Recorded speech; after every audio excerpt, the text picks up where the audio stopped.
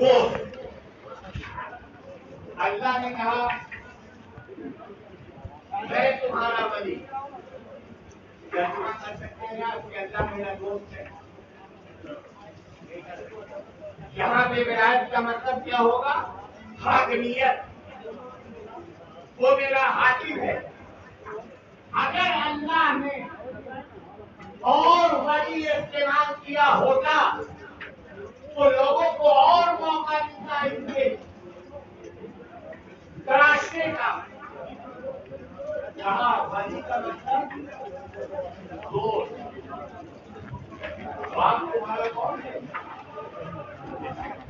हमारे और आपके वाले हमारे कौन है? वली है। किस लायक बेटे ने ये इंट्रोडक्शन किया अपने बाप के हवाले से कि ये मेरे दोस्त है, ही इज माई फ्रेंड।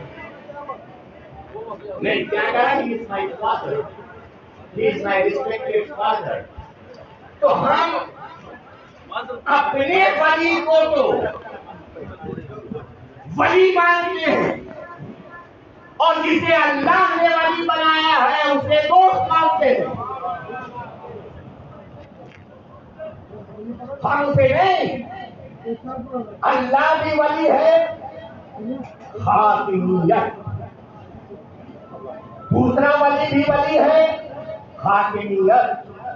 तीसरा वली भी वली है, हाकिमियत। अब आइए और बात को आसान करूं। मैंने पूछा वली ममलकत कौन है? क्या समझिए? ये पूछ रहे हैं कि इस मुल्क का हाकिम कौन है? वली अहले सल्तनत कौन है? क्या समझे आप कि अगर हाकिम न रहे तो उसके बाद हाकिम कौन होगा? यही है ना वली अहले सल्तनत और वली सल्तनत।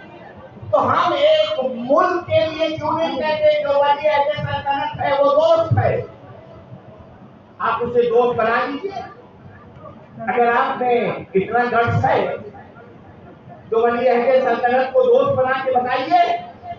वली अहले सल्तनत को दोस्त बनाकर बताइए कि यानी जो यहाँ के हुक्मरान है वो तो वली अहद है, हाकिम है, उन्हें अल्लाह ने हक दिया है हुकूमत का, लेकिन जिसके कब्जे इख्तियार में पूरी कायनात है वो आप जैसों का दोस्त हो गया।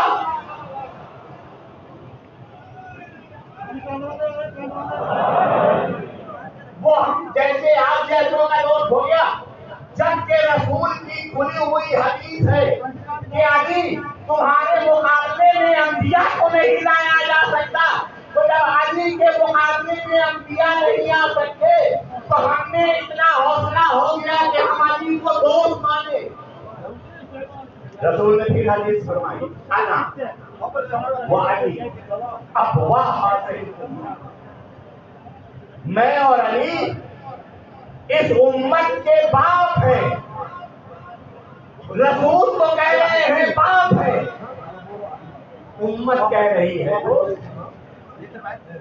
उम्मत कह रही है कि ये दोस्त है। तो इसका मतलब ये हुआ कि इन तीन वलियों में से तन्हा ज़ाते परवरदिगार वो वली है, वो वैसी विलायत मुतलका रखता है कि उसे किसी की जरूरत नहीं है। लेकिन ये दो वली जो है इन्हें कोई चाहिए जो खिलाए, इन्हें कोई चाहिए जो पहनाए, इन्हें कोई चाहिए जो इनकी मुहाफिजत करे, इन्हें कोई चाहिए जो इनकी सरपरस्ती करे, इन्हें कोई ऐसी शख्सियत चाहिए जिसके दामन में ये महफूज रहे। इंतखाब मशीयत ने मुंतखब किया अबू तालिब को। सुनिएगा, निगाह मशीयत ने मुंतखब किया अबू तालिब को, और फकत अबू तालिब को मुंतखब नहीं किया, रसूल की किफायत के सिलसिले में अबू तालिब को मुंतखब भी किया और आमाल अबू तालिब को अपनी जात से मंसूब भी किया। आमाल जनाब अबू तालिब को अपनी जात से मंसूब भी किया। पाल रहे हैं अबू तालिब, और खुदा कह रहा है अलम यजीद का यकीमन ख्वाबा, क्या मैंने तुम्हें यकीन देखकर पनाह नहीं दी? अजीजों, उसकी पनाह कितनी मुबारक होगी, उसकी पनाह कितनी मुकद्दस होगी, उसकी पनाह कितनी मजबूत होगी कि पनाह दे अबू तालिब क्रेडिट ले जाए अल्लाह। एक सलाम भेज दे मोहम्मद वाले मोहम्मद।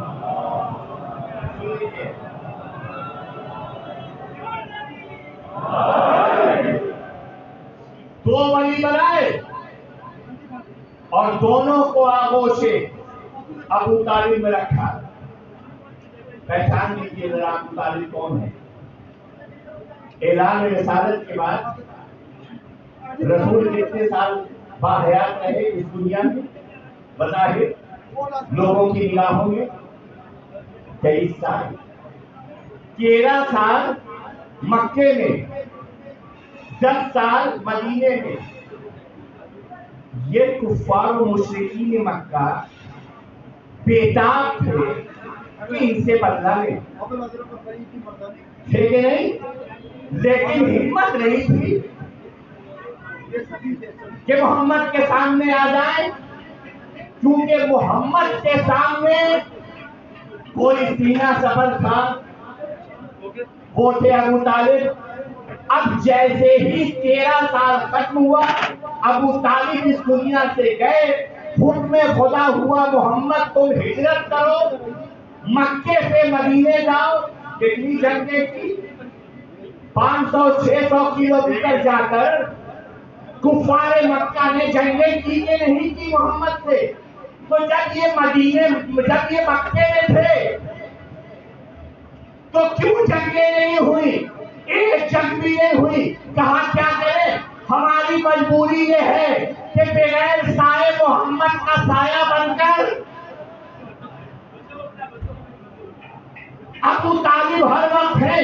तो जब अबू तालिब के कुफार मुशरिकीन को मौका मिला, मक्के से मदीना 550-600 किलोमीटर चलते गए नबी से लड़ने।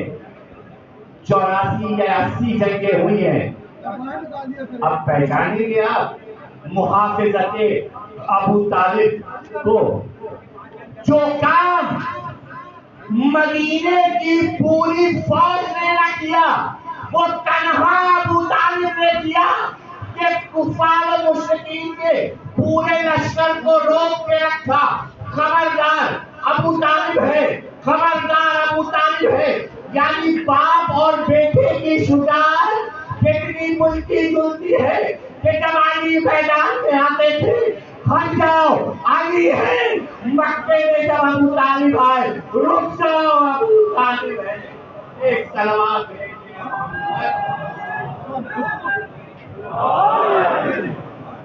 एक से बेहतर सलवार है।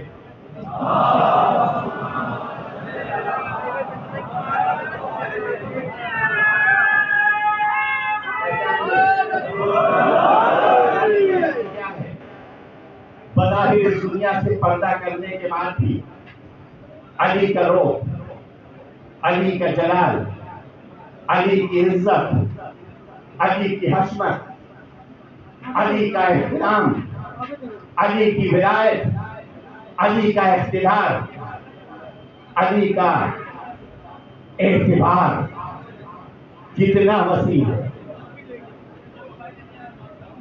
मौलाए कायनात के पहलू में 2 नबी हैं, जनाब आदम है और जनाब नूह है।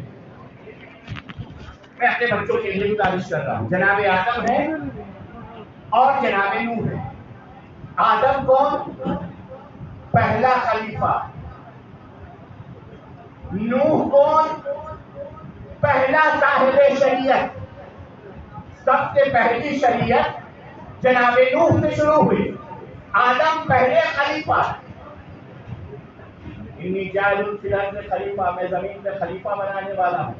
तो पहला खलीफा अल्लाह ने बनाया आदम को। पहली शरीयत शुरू की जनाबे नूह से। एक तरफ आदम है, दूसरी तरफ नूह है। लेकिन जाइए ढूंढ कर किसी ऐसे शख्स को ले आइए जो नजफ का इरादा रखता हो और ये कहता हो कि नूह की ज़ियारत को जा रहे हैं। इस सलवात भेजे मोहम्मद वाले मोहम्मद। पहचानो बुजुर्गी मौलाए कायनात की। है कोई जिसने नजफ का इरादा किया हो और ये तय का इरादा किया हो कि जा रहे हैं आदम की ज़ियारत के लिए।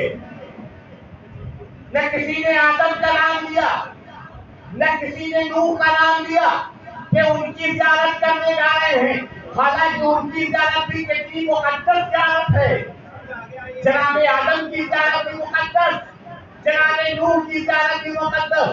लेकिन हर आदमी कहता है अली की ज़ियारत को जा रहे हैं, अली की ज़ियारत को जा रहे हैं, अली की ज़ियारत को जा रहे हैं। ये क्यों कहता है कि अली की ज़ियारत को जा रहे हैं? मसलन कोई किसी के दयार में, कोई किसी के घर में जब विजिट करता है तो ये नहीं कहता बच्चों से मिलने जा रहे हैं।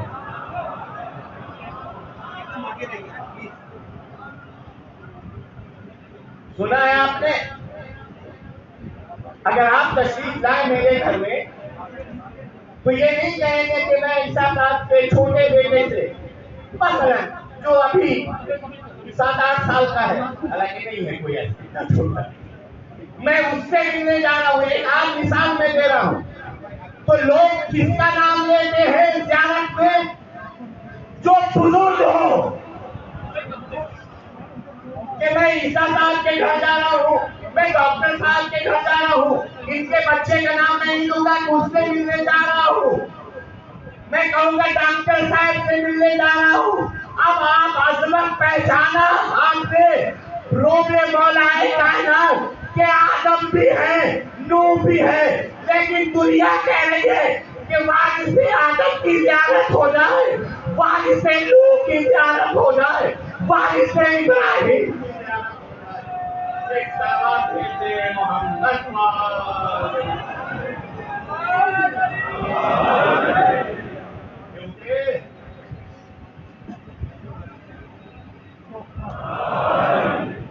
अली फकत हमारे और आपके वली नहीं है, अंबिया के वली का नाम है। और फरमाया तो अजीज बस आज की मजलिस मनाक़िब और फजीलत की हद तक यही रखना चाहता हूँ। 2 मुहर्रम को ये काफिला सरजमीन करबला पे वारिद हो गए। 2 मुहर्रम 61 हिजरी को ये काफिला सरजमीन करबला पे वारिद हुआ। हुसैन के घोड़े ने करबला की जमीन पर आते ही अपने कदमों को रोक दिया।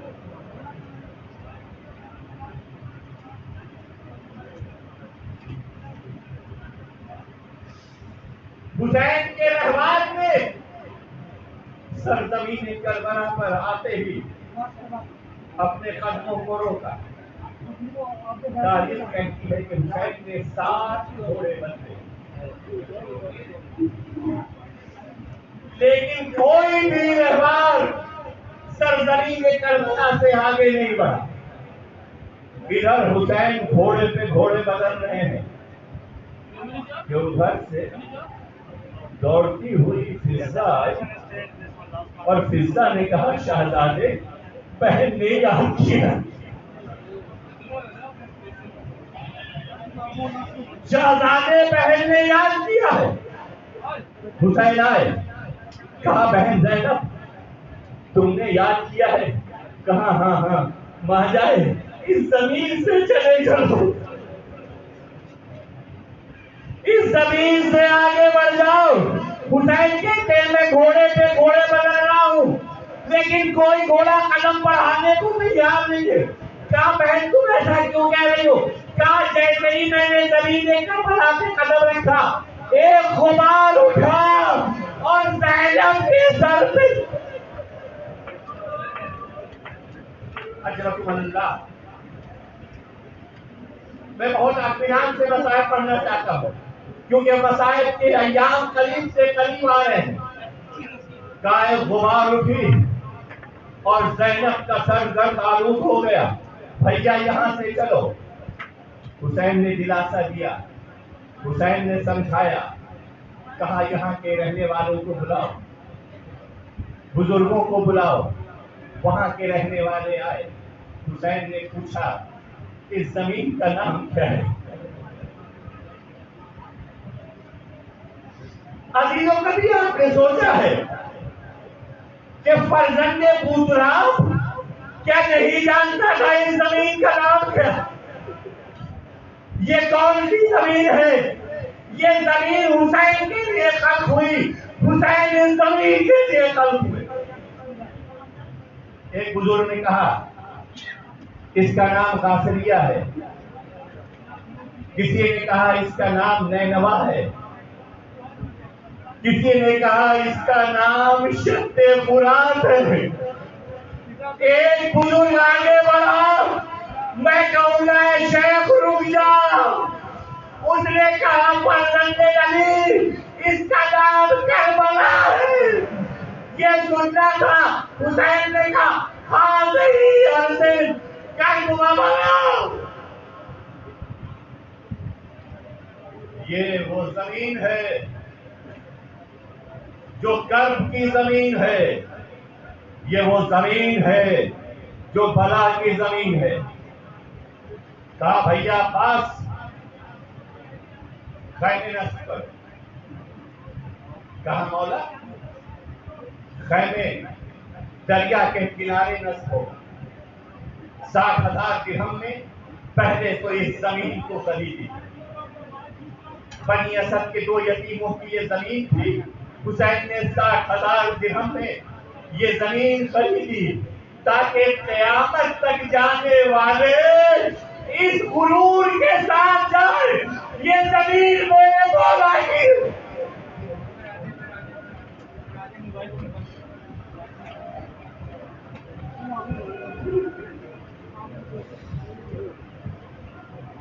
ताकि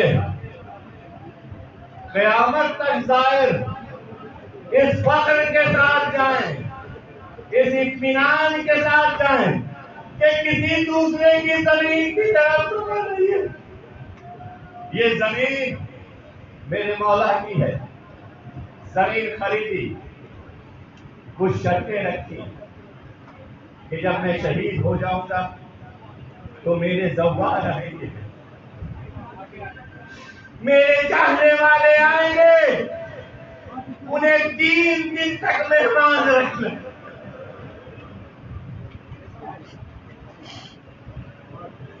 उनकी खिदमत करना। ये वसीयतें की कि अचानक वक्त है मेरे पास। हुसैन ने कहा भैया अब्बास, ये जो तुम दरिया के किनारे खैमे नस्ब कर रहे हो, यजीदी फौज आएगी, अगर उसने ये जगह खाली करवाई फिर क्या होगा? ये सुनना था अली के नाम को जलाल आ गया, आका अब्बास के रहते हुए।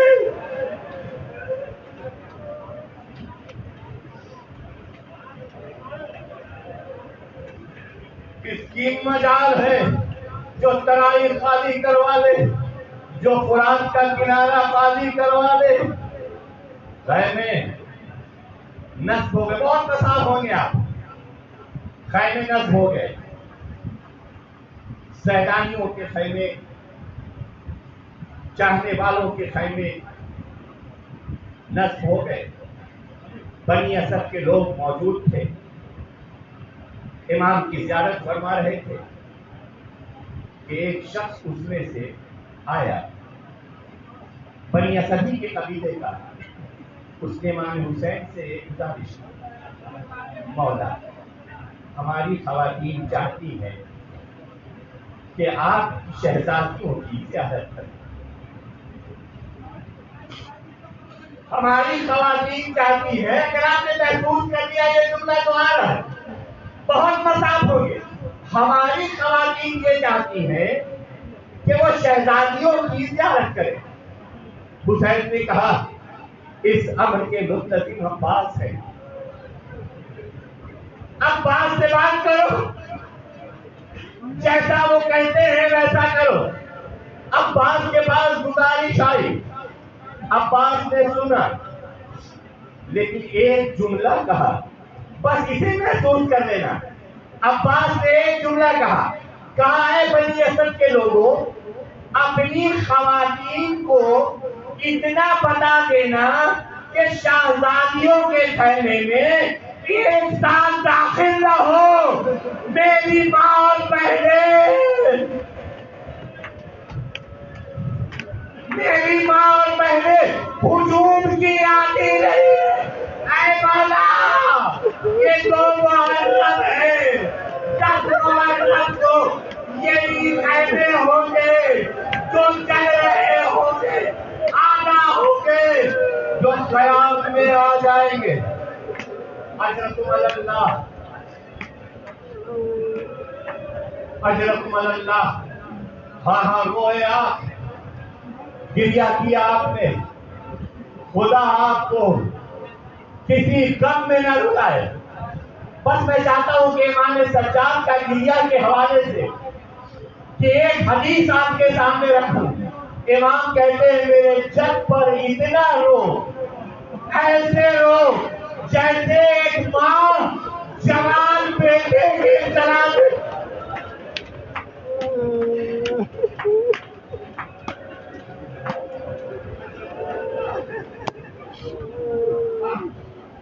मैंने आपको जहमत दी, मैंने आपको बहुत जहमत दी, लेकिन 2-3 मिनट की जहमत और बर्दाश्त कर लो। पर ये रहमत नहीं है चाहने वालों, ये रहमत है, ये खुशकिस्मती है कि हम माने हुसैन की निगाह में। मेरी माँ और बहनें, मेरे घर की औरतें मजमे की आदि नहीं है। एक एक करके आना। औरतें आई, शहजादियों के खैमे के आगे एक लाइन लगी, एक एक करके 2-2 करके अंदर जाती, शहजादियों से मुलाकात करती, सलाम करती, वापस आती। वो खवातीन जिनके साथ बच्चे भी थे, खत्म कर दिया मैंने। वो खवातीन जिनके साथ बच्चे भी थे, वो रेते करबला पर बैठ कर खेलने लगे, एक घर से बनाने लगे। हुसैन देख रहे थे, धीरे धीरे बच्चों के पास आए, कहा बेटो ये क्या कर रहे हो? कहा आका हम रेत पर ऐसे ही खेलते हैं। अब इमाम ने वसीयत की, बच्चों से जब मैं कत्ल हो जाऊं, तुम्हारे घर के बड़े मेरी लाश को न दफना सके, तुम खेलते खेलते आना।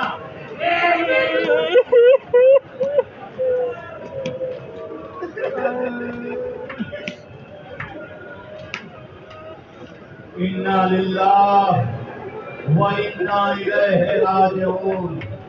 मातमे हुसैन।